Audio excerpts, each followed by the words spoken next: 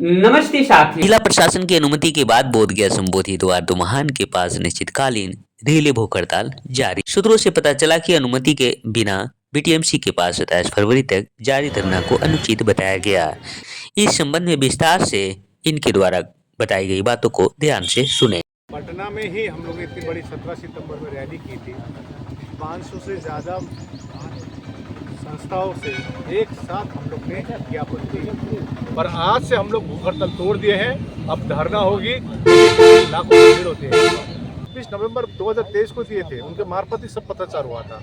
इतनी पत्र आएगी, मेमोरेंडम आएगी, उनके ऑफिस कम पड़ जाएगी। इससे पहले 27 बुद्ध जन्म हुआ था। शांति से बैठने का मतलब हमको न्याय न मिले ये नहीं होगा। मैं शिव प्रसाद और बोध रत्न बोधगया बिहार से मगध विश्वविद्यालय स्कॉलर हूँ। जिला प्रशासन की अनुमति के बाद बोधगया संबोधि द्वार दोमहान के पास निश्चितकालीन रेलवे भूख हड़ताल जारी है। सूत्रों से पता चला कि अनुमति के बिना बीटीएमसी के पास 27 फरवरी तक जारी धरना को अनुचित बताया गया। इस संबंध में ऑल इंडिया बुद्धिस्ट फोरम के जनरल सेक्रेटरी आकाश लामा ने बताया कि 26 नवंबर 2023 को आवेदन दिया जा चुका है। इस संबंध में विस्तार से इनके द्वारा बताई गई बातों को ध्यान से सुने। जब हम लोग का ये 25 तारीख के दिन में डीएम साहब ने बुलाए थे, डीएम जो गया के डीएम हम लोग गए थे, उन्होंने भी माना ये बीटी एक्ट जब पुराना कानून है और हम कुछ हाथ बंधे हुए हम कुछ नहीं कर पाएंगे। हमने कहा यही एक्सपेक्टेड था आपसे, क्योंकि करने वाला पटना में बैठा हुआ है जो मौन है। इसीलिए हम लोग पटना में ही हम लोग इतनी बड़ी 17 सितंबर में रैली की थी। 500 से ज़्यादा संस्थाओं से एक साथ हम लोग ने ज्ञापन दिए।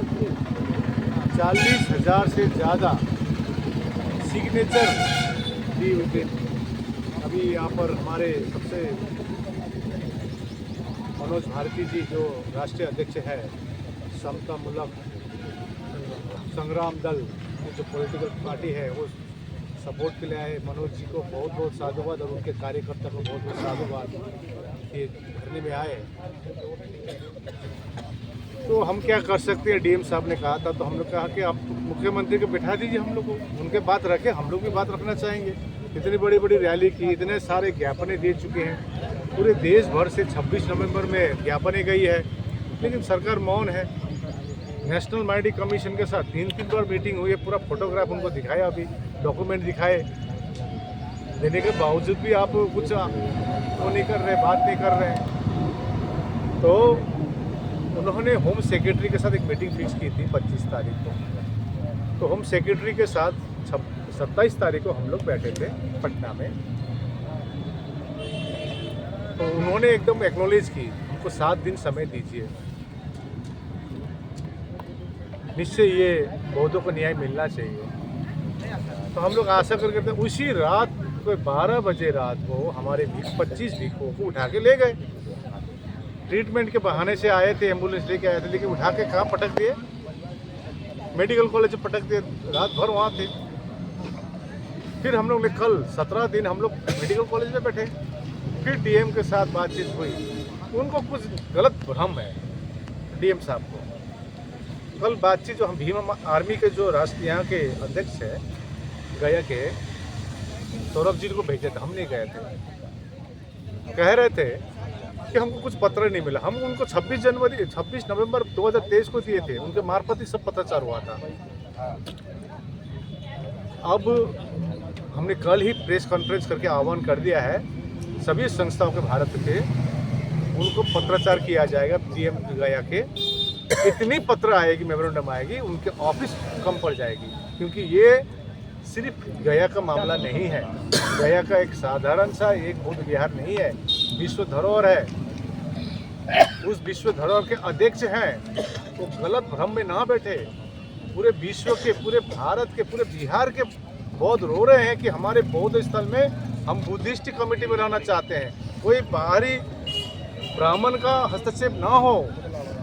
उन लोग तो बोल ही दे। अभी आपको पूछ रहे थे कि विष्णु का अवतार या कृष्ण अवतार, ये हम बोलेंगे। राम जो है, आपको एक ब्रेकिंग न्यूज दे रहा हूँ, इससे पहले 27 बुद्ध जन्म हुआ था। जितने भी बुद्ध हुए उसी का नामकरण करके, किसी को राम, किसी को लक्ष्मण, किसी को क्या नाम कर दिया है। अब हम क्लेम करना शुरू कर देंगे।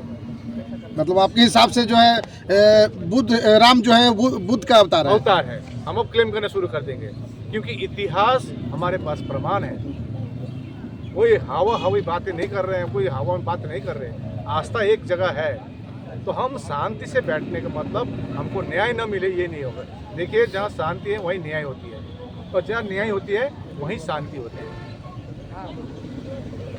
हम न्याय के गुहार लगा रहे हैं। हमको हमारे पास कोई विकल्प नहीं थी, इसलिए अनशन में भूख हड़ताल में बैठना पड़ा।